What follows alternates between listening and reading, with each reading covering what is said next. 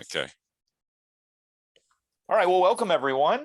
Welcome to our next edition of the Great Reads Book Club from Mediate.com. I'm delighted to have all of you here, and particularly delighted to have my good friend Grande here with us to talk about his amazing book, America's Peacemakers, about the community relations service and civil rights.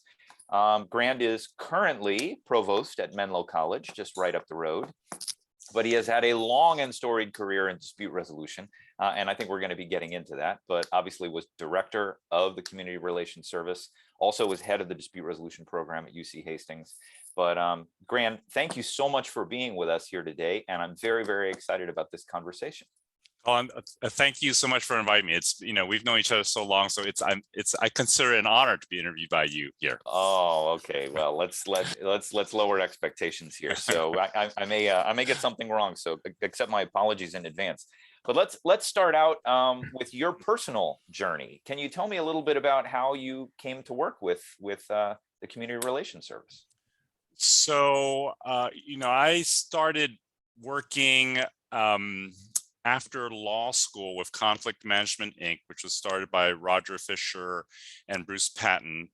And that's when I first learned of the Community Relations Service at Department of Justice, because a couple of folks from Conflict Management, Inc. were hired to present to CRS, Rob Sigliano, Eric Collins, and Michael Moffett, names that I think may be familiar to folks on this call. So that's when I first learned about them. So I had no idea what CRS was about. I thought that like, wow, that's pretty neat that they do conflict resolution in the civil rights arena. So I said that was great. I didn't do the work, so I did not get close to them then.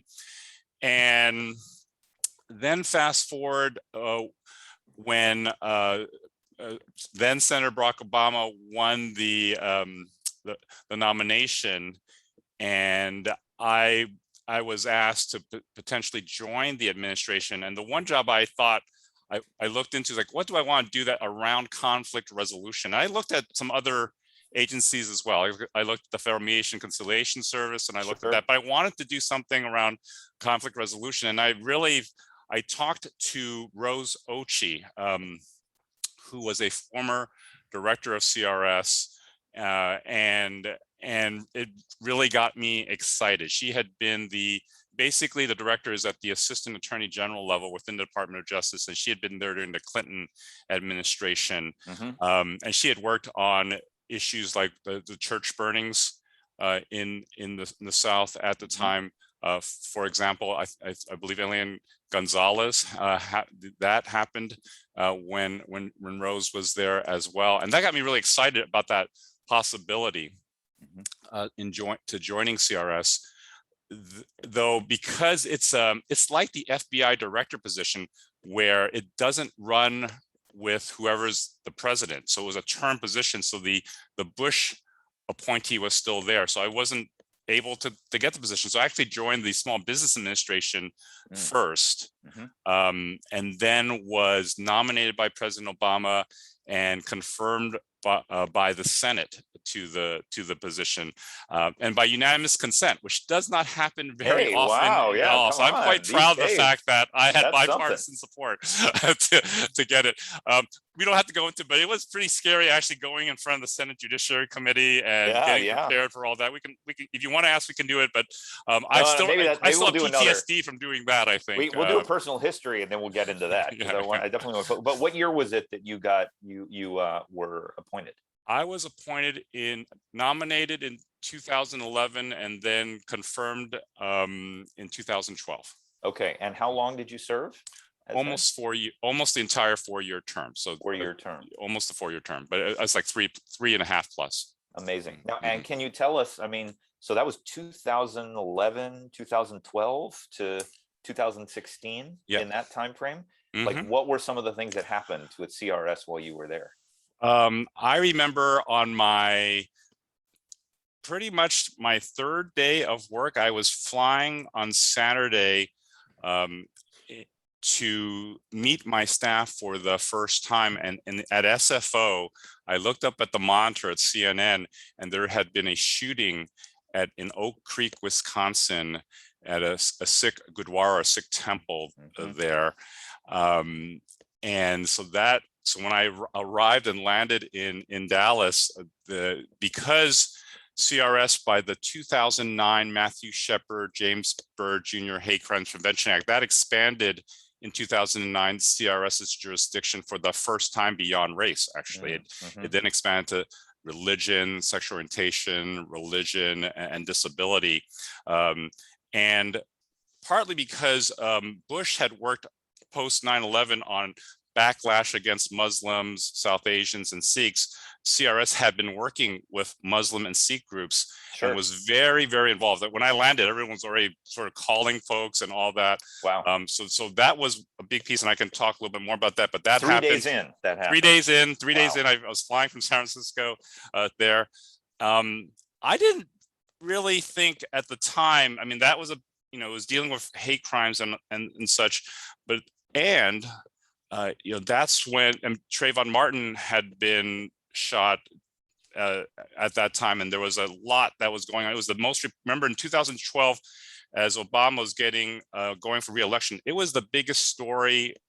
It was more reported on than any story that year. We kind of forget in the wake of George Floyd and Michael Brown and all that. It was a huge story. It was a huge story. Zimmerman and all of that. All of that. And so we were very engaged at that. And I don't think I realized how stressful and pressure-packed being in that position was going to be, that it would become the biggest national story. And that begins, Black Lives Matter gets created after the verdict of George Zimmerman, the innocent verdict of Zimmerman. And then it leads down to Michael Brown, Freddie Gray, and many other cases, which really engulfed the administration. And I'm happy to talk a little bit about that. But we were very engaged and on point, and the White House and Department of Justice were calling me, or I was on, I was having to be engaged in that. And of course, I was very, very, very fortunate. I had a huge career employees, staff who knew how to do this stuff. And that, of course, is what saved our bacon and what made a huge difference. Absolutely.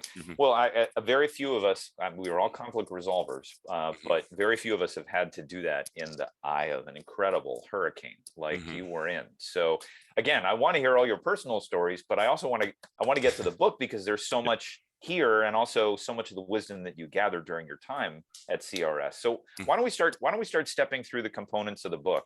First of all, tell me about Bertram Levine and the first book, and your decision to do a second edition of this book. Sure.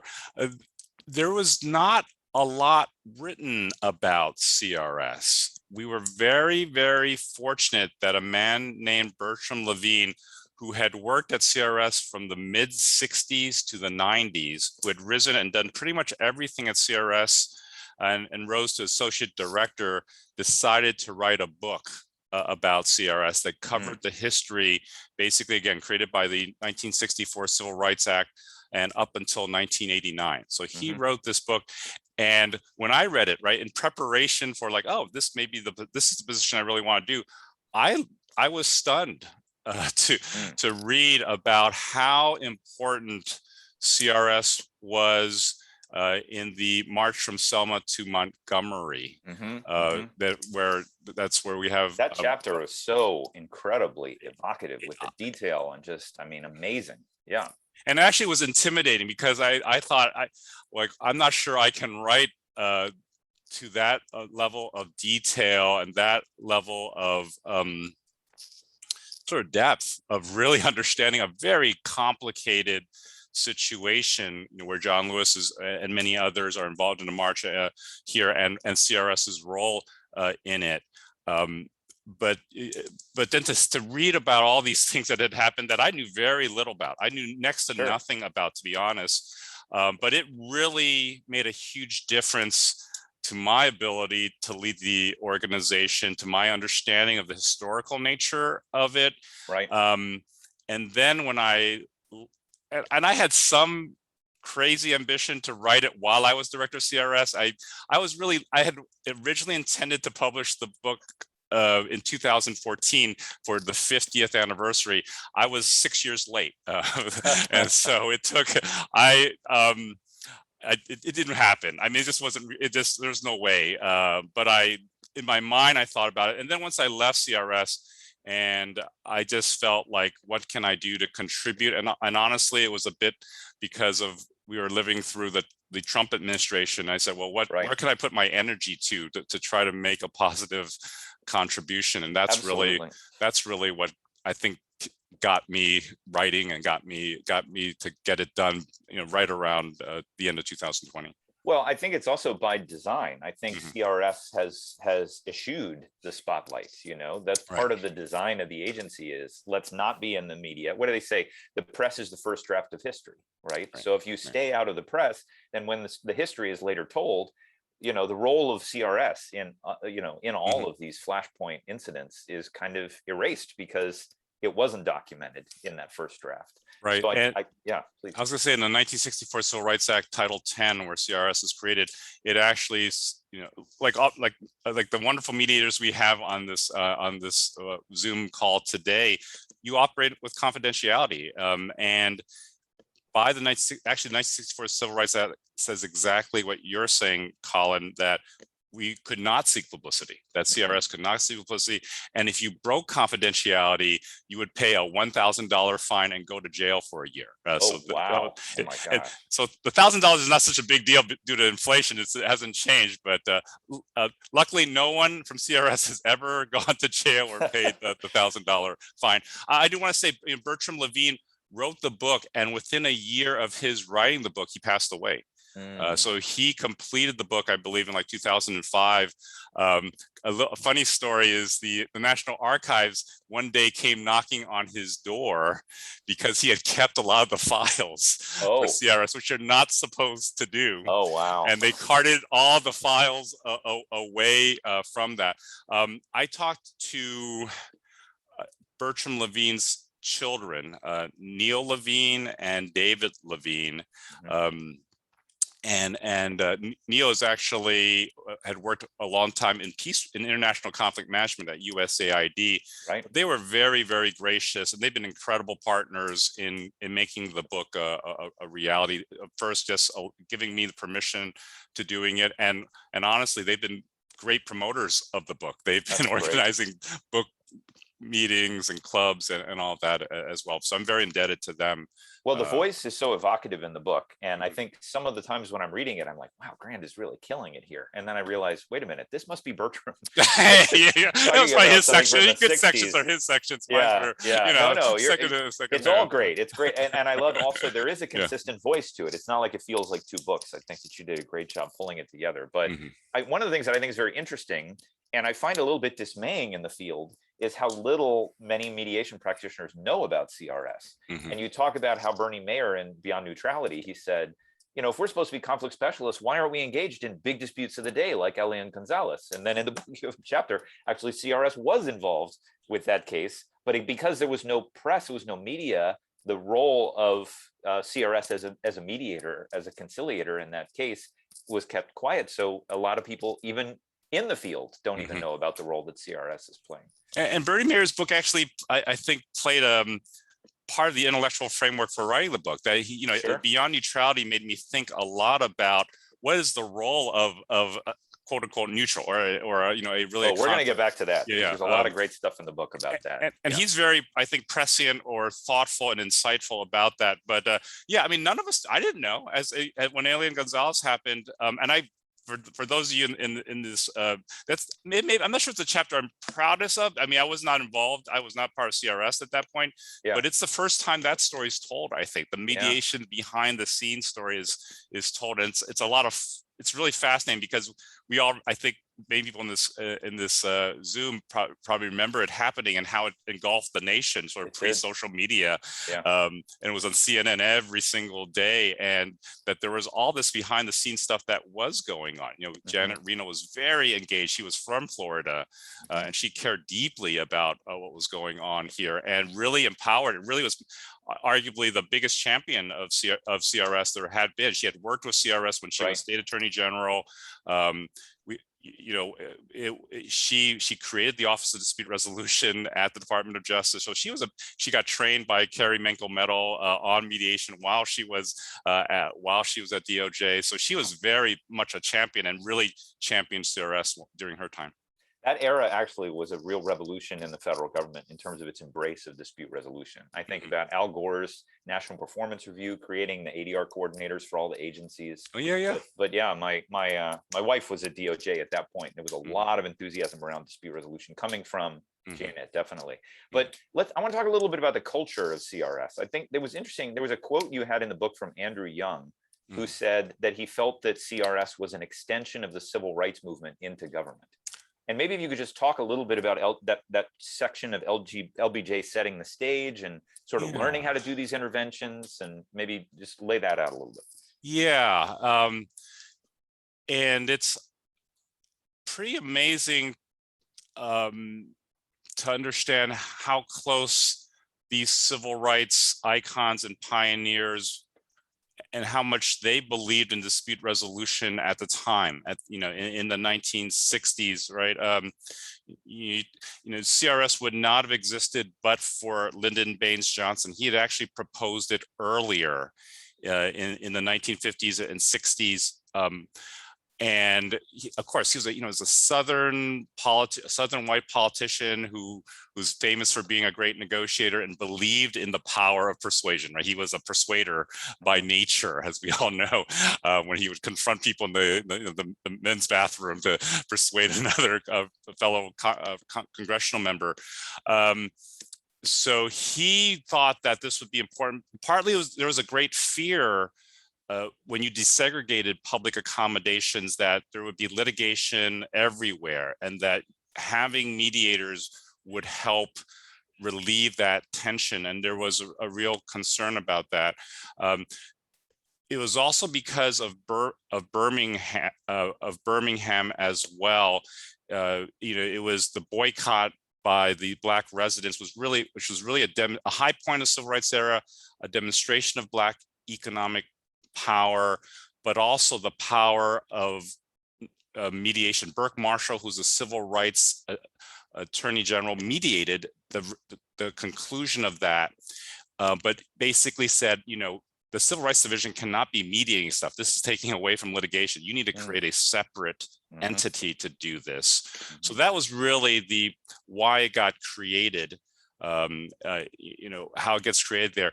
One of the earliest why there's such a connection, I think, with people like Andrew Young and people like Ralph Abernathy and Martin Luther King was because of James Lowy, who I think many folks in the Zoom know here, who is a longtime professor at George Mason, who helped start the U.S. Institute of Peace. He was in one of the original committees that created that. But he had gotten his doctorate at Harvard, had studied with Gordon Allport, and had done his dissertation on social change, and was basically embedded with Martin Luther King. And Martin Luther King and many trusted him entirely. He joined CRS, and basically Martin Luther King once said, CRS is the only agency in the federal government that I trust, but partly because he had a personal connection to him. And it also helped that Roger Wilkins was an early CRS mediator and later head of the agency, and his uncle was Roy Wilkins, who was the secretary of the NAACP. So you had a couple of people who were just really close to there. As a matter of fact, that's because of Lowy. They're invited to they are very engaged in mediating. From the march from Selma to Montgomery, for example, James Lowy is actually staying with Andrew Young at the Lorraine Motel, and actually is one of the first people to discover Martin Luther King after he was shot here. So there was such a connection, and it allowed for access, it allowed for trust, it allowed for working together at the times. And in CRS, it really wasn't neutral in the sense that it was seen as a social change agency at some level early on. Especially this is Roger Wilkins, who actually did not really truly believe in mediation. He thought, why are these people trying to think they can save the world here? And he believed that you had to work on the underlying issues of poverty, of lack of jobs, of housing, as such. And CRS actually did much of that work in the late 60s, especially during the LBJ administration. Well, and it's interesting. You talk a little bit about the evolution from conciliation, which was the main term that was used, sort of the action verb of CRS in the early days, but it evolved into mediation. And I think conciliation in the early days was sort of whatever it takes, like we're going to do whatever. But then I think the field of dispute resolution, the field of mediation sort of matured. And you talk about how later people coming into the agency, they were trained in dispute resolution, often in places like ICAR. So can you talk about sort of that culture shift over time? Yeah, I think CRS was created in similar to, it was based off of FMCS. It was based on Federal Mediation and Conciliation Service, what had gone in the labor management. Arthur Goldberg, who later became Supreme Court Justice, modeled CRS and created the legislation about it on that. And again, we did not yet have the professionalization or the education of dispute resolution programs there. So you start to get some folks from the labor management world who work at CRS and have that background. You then later have, once you have these programs, then you do have people coming out of George Mason, coming out of Cardozo, and many of the people trained by, like Heidi and Guy Burgess out of Colorado, people who had been students of these folks are then later come into CRS here.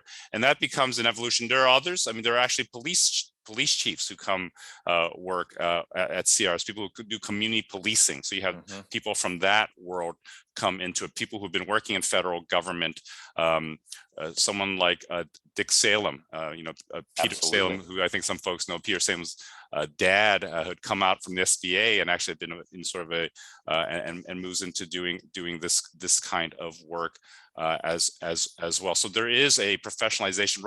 Roger Fisher is brought in like in '68 to help them think about how to codify the work as well. And there is that movement. Folks like Dick Salem and Silka Hansen later helped start ACR, or the predecessors to that, and they get involved from that and as well. Wallace Warfield, I should have mentioned much earlier, who I think was a real important figure here in his thinking about the work. And there are a couple of things he talks about that I think are great, especially since we have all these mediators, these wonderful folks here, about that. He thought about how you run, that there may have been you run along a case, whatever the case happens to be. Run alongside. You run alongside. I think it's a wonderful analogy. And then that there may be a moment where you can make a huge difference because of the skill set, tool set that you bring as a conflict resolver. And sometimes there isn't. And sometimes you can make a huge difference, and sometimes you make a small difference here. The other thing I think is really worth thinking about, and you talked a bit about Bernie Myers and new book, is the idea of what you do, because I think a lot of people, especially, there's a lot of, I faced it, suspicion. I faced it in Michael Brown in Ferguson, where protesters go, "What? Who are you? Why are you here? What are you doing? Like, we don't want anybody from the federal government talking to us here. Get out of here." And they would kick us out of meetings at times. But the idea, I think Warfield what he was really thoughtful on was, what do you do when pressure is placed from a conflict side? Are you there just diverting it, or are you making it constructive? Are you actually just trying to maintain the status quo? Or are you trying to redirect that energy in a constructive way? That is a fundamental question that I think CRS and other community mediators, I think, do need to ask themselves in terms of their role, in terms of what they're doing with these types of conflicts. Absolutely. Mhm. Oh my gosh, I have so many things that I want to ask you, Grant, but I also want to open it up so that others have an Yeah. opportunity to present. One of the things that I think is interesting you talked about was in the early days of CRS, there were kind of court referred mediations that Yeah. came over. And what happened was alongside CRS, as you said, the field professionalized and we created a whole community of court connected mediation programs and things like that. So then CRS did less of that court referred work because this other institution evolved. So it's interesting to think about the catalyzing role that CRS played in sort of court connected mediation and the adoption of dispute resolution in the courts as well. And that was something that I learned in the book I didn't know about before. Right. There are all these cases, especially with prison discrimination type cases, which CRS did a lot of that work early on. I mean, it really hasn't done court connected cases. I mean, it has done a little bit, but often as a special master, and trying to get community input. I mean, I think there's still a little bit of that, and there was some of that when I was a director. But it is interesting that, yeah, in the 70s they did some of this work, but because of the advance of court-based mediation, there have been others who have that special training and Sure. and are really and CRS has really not been doing that for decades. Yeah. Well, the other thing that I loved, and I'm going to open it up and put out some juicy topics for us to all discuss together, but I love how you go back and talk about sort of, first of all, the evocativeness of like the Selma story. And I love the story of the leaving the airport in DC in a station wagon. There wasn't enough seats, so they had to sit on each other's laps. I think creating an intimacy for these conversations, it really humanizes some of these things that seem like political issues. But you take the lessons learned from police minority relations and you know, and then you from the cities erupting in the 60s and then drawing a line to where we are today. I think it's very interesting to see the Skokie story and to see the connection you make with Charlottesville, right? And I think sometimes these lessons get lost because it is generational. There's a generational wisdom. And I think a project like this is so important because we can realize, hey, these times of turbulence that we are now in and seem to be intensifying, we have gone through similar periods like this, maybe even worse periods. And what lessons did we learn out of that we can bring to educate our actions today? And I think I feel like connection in the book, and it's almost like a dialogue between you and Bertram a little bit. Yeah, that was a hard decision. Like, how much do I add to the original chapters, and how much do you respond? Because in some ways, I think Bertram was a little bit too optimistic sometimes when he talked about where it's all going, the law, like the law enforcement. I mean, CRS focused on those issues at times when the general public did not, right? Because these disputes were happening.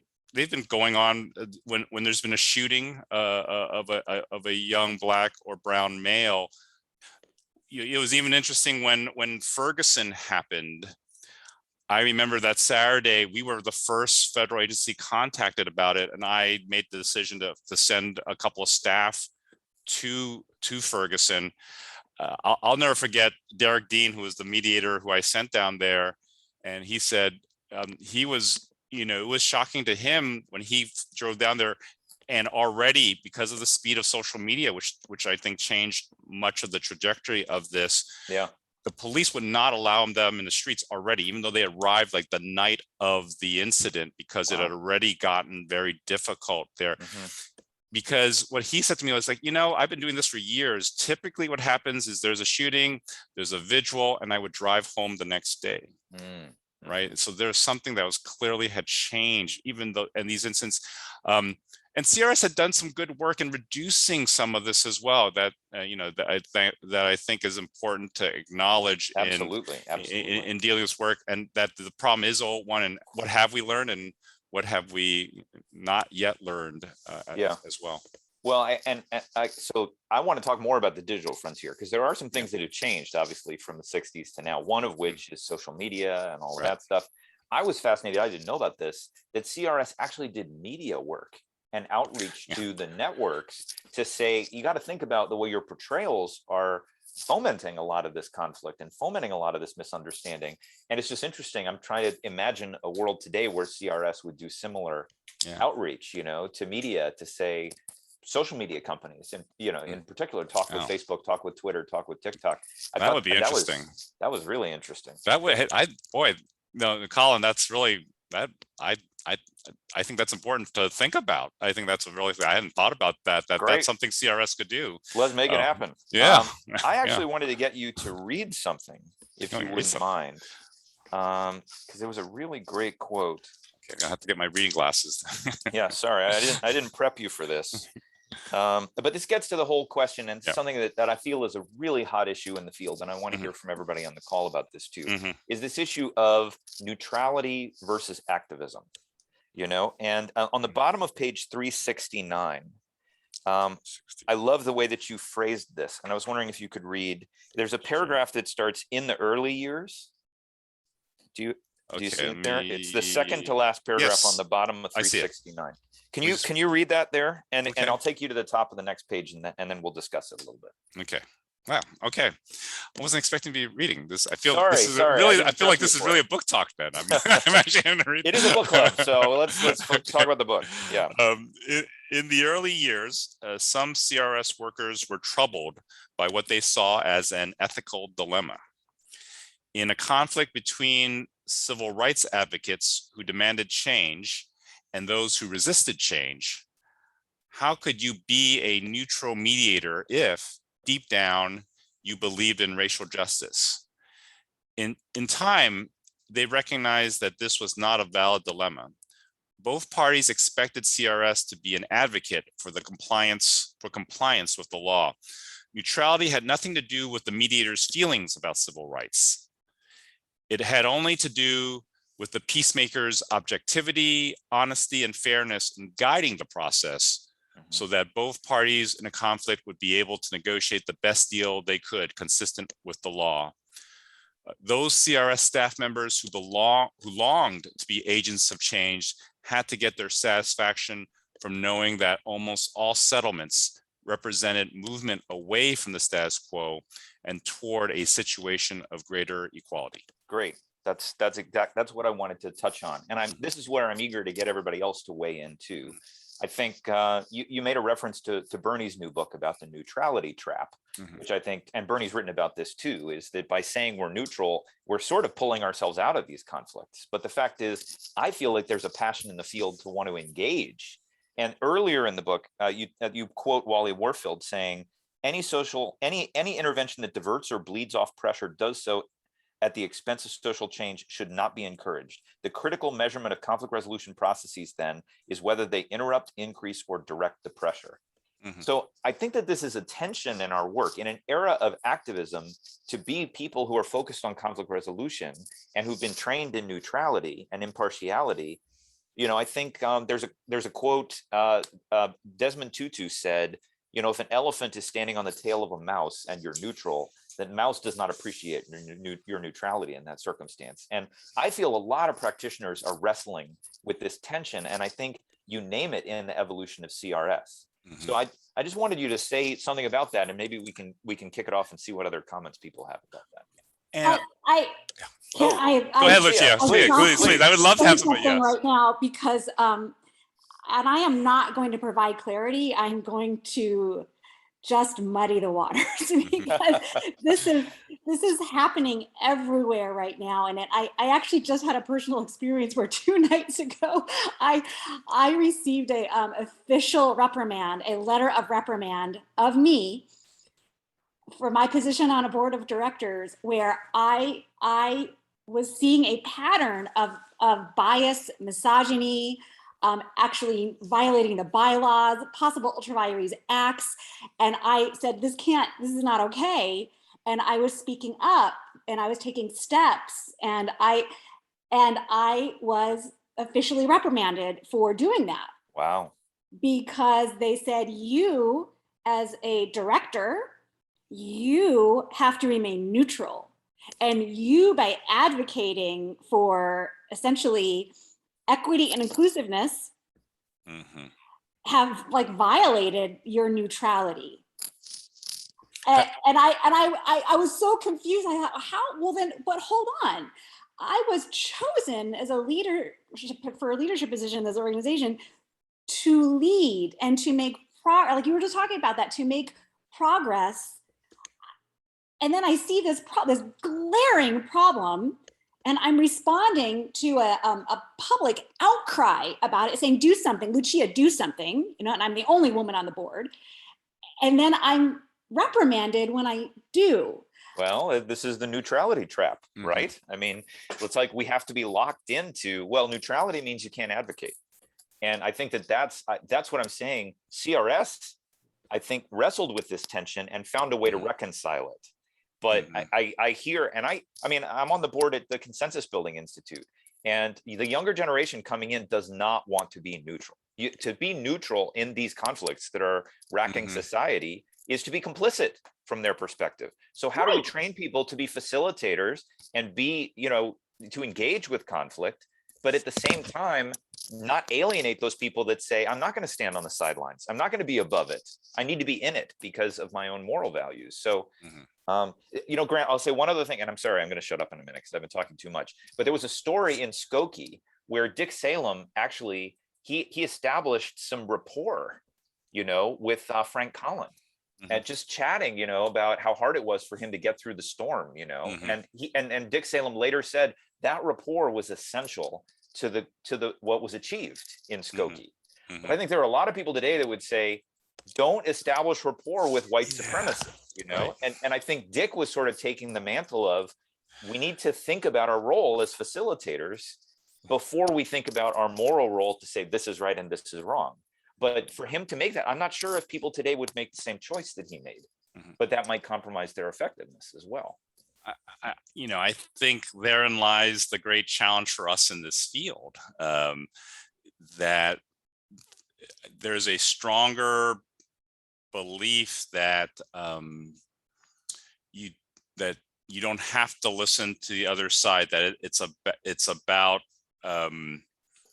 making sure you win, your side wins a bit here.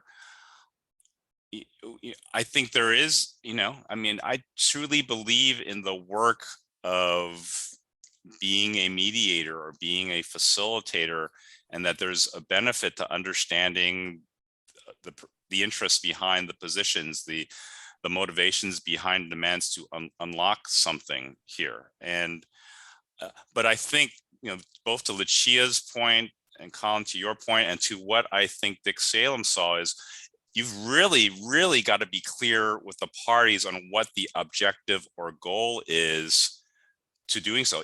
Yeah, I don't think it makes any sense to compromise one's morals or one's values. And if that's what's perceived as happening, right? Oh, I need to agree with the Nazis' values, or then that's just wrong. That because what Dick was trying to achieve was safety for people. And therefore it made sense to build rapport with Frank Collin and just talk to him.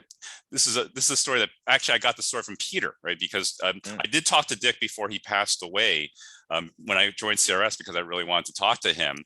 But Peter was the one who shared that story with me. And again, I say because I think a lot of folks in this room know Peter. And it was about the fact that just by spending 15 minutes on the phone talking about how bad Frank Collin's trip was through the storm, because nobody was acknowledging him as a human being by then, right? No Jewish group was willing to talk to Frank Collin about whether he should protest or not in Skokie. And again, what's striking is Frank Collin himself was Jewish, and Dick Salem was Jewish, and Frank Collin's ACLU attorney, who's defending his right to free speech, was Jewish as well. But that it makes a difference there. And that's what I think we have to, it's hard. I mean, it's to be very clear on that and to say, when do we not negotiate, and when do we negotiate, and what do we negotiate, and what do we not negotiate? It's become harder. And right, I think I feel it whether I'm facilitating or as a leader. I hear from student protesters or alumni here, in my college, about, you're on the wrong side of this, buddy. I'd be happy, great to talk, but you're not actually getting anything done here. You're not changing things just by talking. We're tired of it, right? And so it's becoming a harder terrain, I think, for us. But I think even more important that if you don't have a third party involved, it's going to be really hard to have these sort of conversations. So I do think it raises the ante for us, that of how we approach this work. I mean, I see what Chuck does in his conversations, dangerous, all that stuff, and that's the kind of conversation we need to have amongst ourselves, and and I think there's a part of transparency. I mean, the one piece I want to hear from other folks is what was at one level easier for CRS to say, well, we are here to enforce a law. So anything we agree to has to advance civil rights. It may not advance it as much as any of us wants, but we cannot come to an agreement that has civil rights go backwards. Right. And I think everybody understood that. The police chiefs that we worked with, the civil rights leaders, the faith leaders, the business leaders, it was to advance something, not to retreat. Now, there is a valid criticism at times is, are we just trying to maintain the status quo? Are we trying to stop the noise and just get an agreement and move on? I mean, I think there were CRS conciliators who sometimes felt like, I'm not doing enough. Because if parties don't agree, I can't move them. I can't move them anywhere. And there is, there are some people who I think returned to advocacy because they thought that was for them it was a better fit for them too. So I think, but I think there's a group of people like the people in this room would say, this is where I think I make a difference in whatever way. And I think I'd be curious if people think about it. I mean, James Lowy in his writing talked about, that he very much thought of the mediator as a social change agent, that journalists, when they write about something, they're supposed to be neutral. But if they're choosing to write about civil rights or revealing a problem with the pharmaceutical companies, they're not lying, they're not misleading, they're shining a light on something. And to me, I'm very proud of saying I'm going to spend my time as a mediator working on these issues to advance something, and I'm very proud of that role. I feel very comfortable in that role. Here's a possible solution, and I get this was just a Harvard PON webinar that I attended recently, and Mari Fitzduff, she's a social psychologist. I don't know if you've heard of her, and the topic was "Our Brains at War," and she said, good news. The world is actually becoming less violent. And that our wars of today, they're ideological, okay? And what she said, one of many things she said is that people need to feel like they belong more than they need to be right. And she talked about the lure of extremism and that it's mostly quote unquote normal people, not psychopaths. And it's rarely actually about political beliefs, but it's often for loyalty or this quest for finding a tribe. So, okay, where am I going with this? I think as mediators and peacemakers, what we can do that is still maintaining neutrality is to do that, to help people feel like they belong. What about that? And then that's not advocacy. That's not us, waving some flag for some platform. It's helping people feel that they belong. Yeah, that also makes me think of the Donna Hicks book about dignity. Dignity is not a zero-sum thing. We all need to have lives with dignity. And for someone to talk about that, what I worry about in our current frame for thinking about these conflicts is you have a myth of victory. Right? It's like, we're going to defeat the other side. The Democrats are going to beat the Republicans. Republicans are going to beat the Democrats. This group the Christians are going to defeat the Muslims. And that's all nonsense. We all know that that's not the way this works. We all have to find a way to coexist. And it seems to me that even advocating for coexistence is advocacy. But that's along the lines of the work that we do as mediators. I posted a video of the Fitzduff session. It's really interesting if you get a chance to look at it. But I want to open the door to Mike and Lynn and Chuck. Please, what are your thoughts about all of this? One question I had was, how did the CRS function related to the unrest last summer, George Floyd, other parts of the country? Were they involved at all? Because I was following that fairly closely. I did my first social work field placement about 3 blocks from where George Floyd was killed in Minneapolis. I live in Colorado now. My son lives in Portland, and he was he was on the streets, I think 5 out of 7 nights all last summer, and Yeah. I didn't see a neutral force in there really. Was CRS there or anyone else? Yeah, so I'm not officially, I've been a part of CRS for 4 years. A couple things I would say is under the Trump administration, CRS shrunk by more than 50%. So a lot of folks left, retired, partly because they were this is my take, were not basically allowed to do as much as they would in normal circumstances, and I don't think and were asked to play more tangential roles when they did. And there are clearly folks who did very good work, who went into and usually in Floyd, my understanding at least is afterward. They came in after that. Portland was a very challenging situation there, but my understanding was partly due to the administration and partly due to lack of resource. They were not as engaged as they might have been. Well, but Grande, why don't you talk about Divided Communities Project? Yeah. I know Nancy did the afterward. Well, yeah, please. And also, maybe you can't answer this either, but what's going on with CRS now? Is it? I mean, it didn't die in the last 4 years, obviously. No. Is it? Yeah. On the way up there was an attempt to defund it. Yeah. So the Heritage Foundation, and it was defunded. I mean, there was an attempt to doing so by zeroing out its budget and such. It did not, thankfully.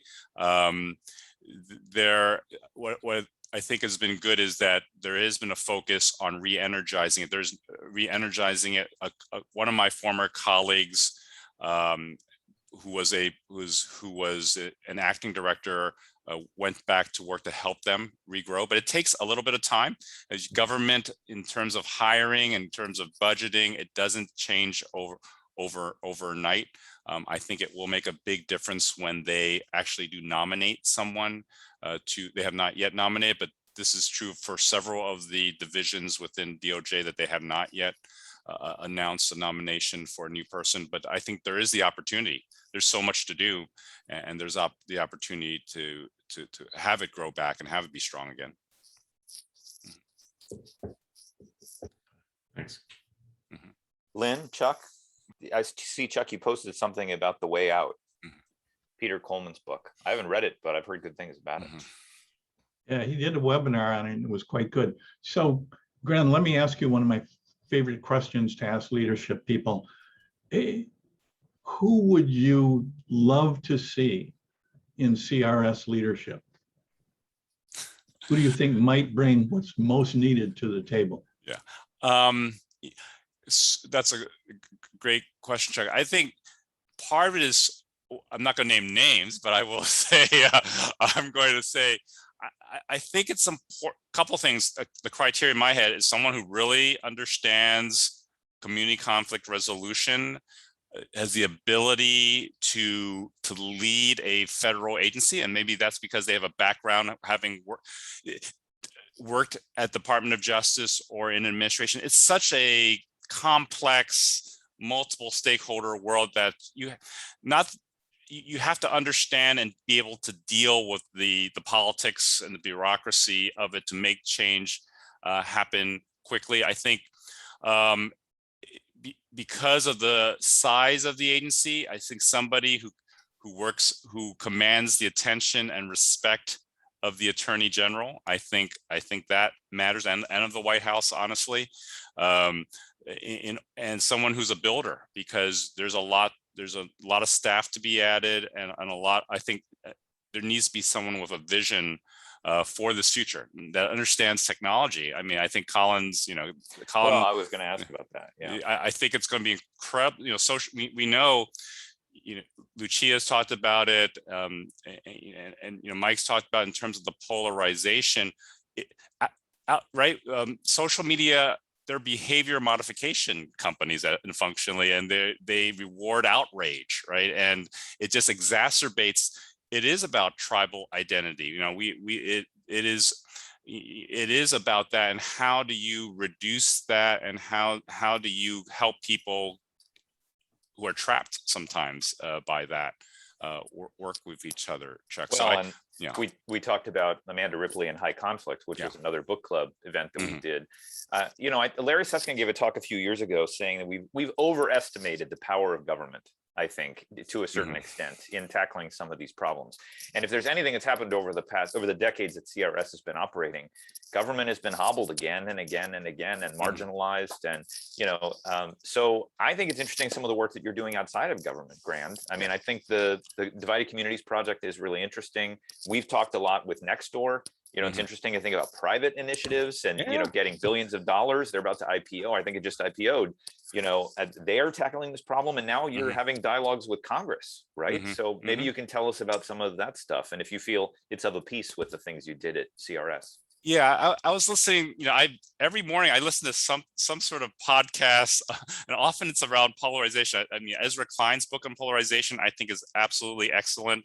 You know, but the Divided Community Project, many folks know people engaged with that, but you know, Nancy Rogers, Josh Stolberg, Michael Lewis, Susan Carpenter. I mean, there are so many wonderful people that many of us have worked with or know, who are just doing terrific work in terms of dealing with polarization.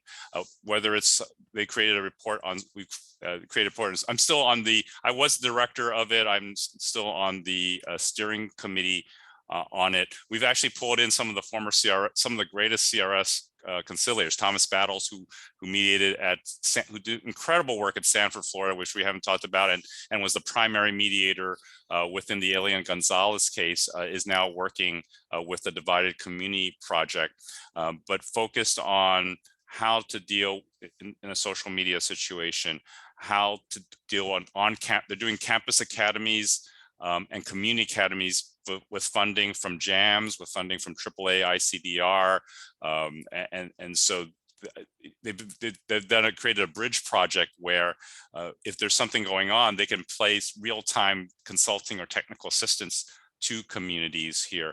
They're actually doing something working with Stanford, with Jan, and working with the Harvard Mediation Center on race issues, and doing work now on truth and reconciliation commissions as well. So I'm, you know, and by the way, I think they were the best bunch of people I think I've ever worked with. And when I worked the short time with the Ohio State, I really enjoyed. It was such a wonderful collaborative. They walked the talk, not just in what they did. So I really did enjoy.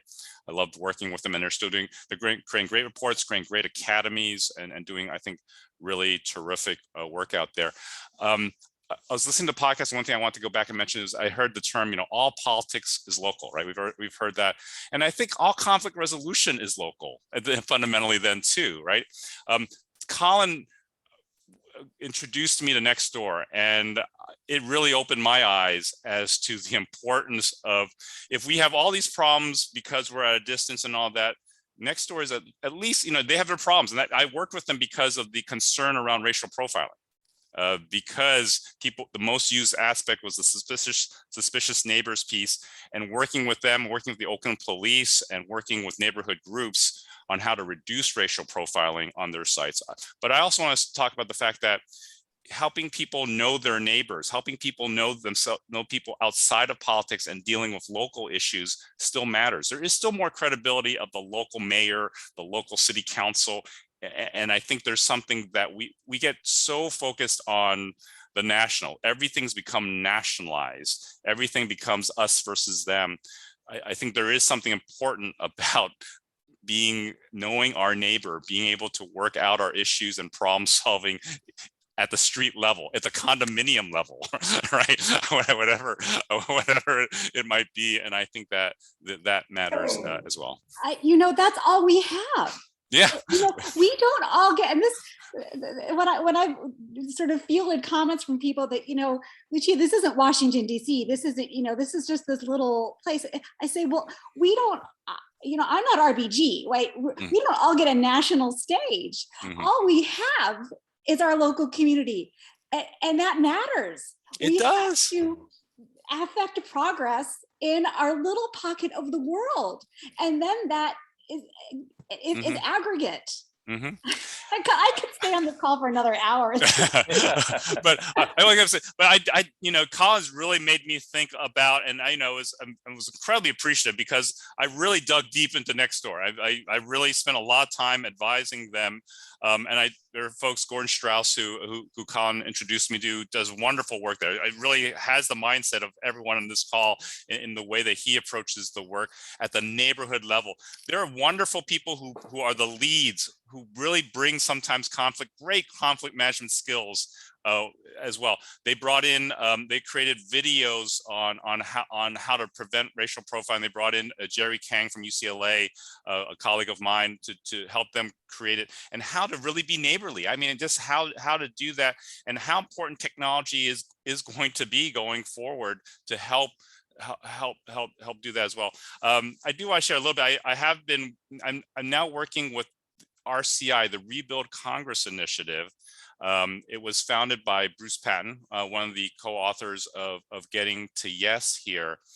And it is about, we know Congress has not been functional. Congress has come to a standstill. And Bruce and a small team have been working on they helped work with create the House Select Committee on Modernization and ways of figuring out how to help them work better to get a stronger, more functional, and more representative Congress here. And using these tools, using facilitative skills, bringing together congressional members, and bringing together grass top leaders, bringing together people who influence or who have an impact on Congress, and working with groups like the Chamber of Commerce, working with left of center groups like the Brennan Center, working with folks on the right, like Freedom Works. It's fascinating work. I feel very fortunate to be doing that, thinking hard about how they've done that. They've been able to work with, for example, the AFL-CIO and with the chamber, and to help them at times come out with messaging to help with our democracy, to help to say, yes, the president was elected, appropriately, and we should respect that. And there's time when those sort of messaging is important, and to do it behind the scenes, I think it's been very, again, trying to find ways to help with our democracy and help with our republic right now as well.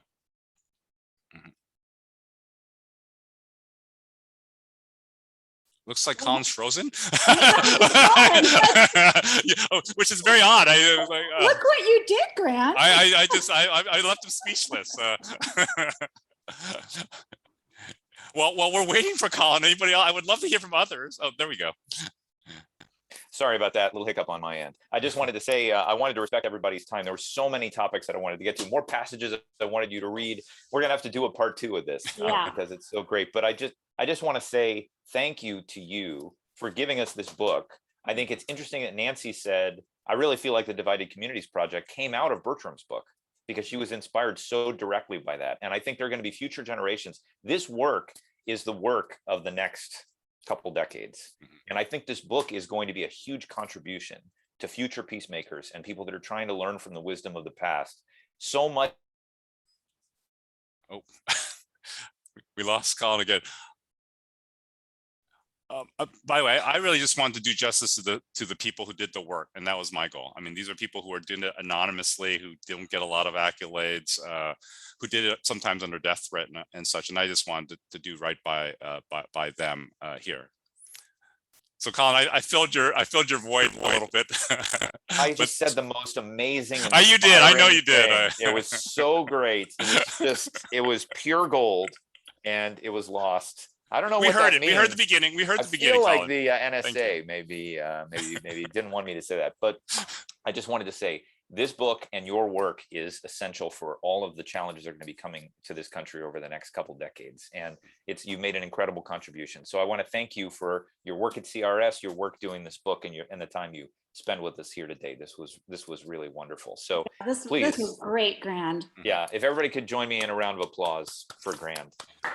Thank you, Lynn, Mike, Colin, Chuck, and Lucia, and Rosa. I love these sessions. And just for me, it's reaffirming and helps reinvigorate as well. So thank you. Great. All right. Well, keep it up. Okay. Thanks, everybody. Thanks, Have everybody. a great Thanksgiving. Happy We'll Thanksgiving. talk to you after the break. Yeah. Have a good weekend and Thanks. enjoy your turkey. All right. See you soon. Bye-bye. Bye.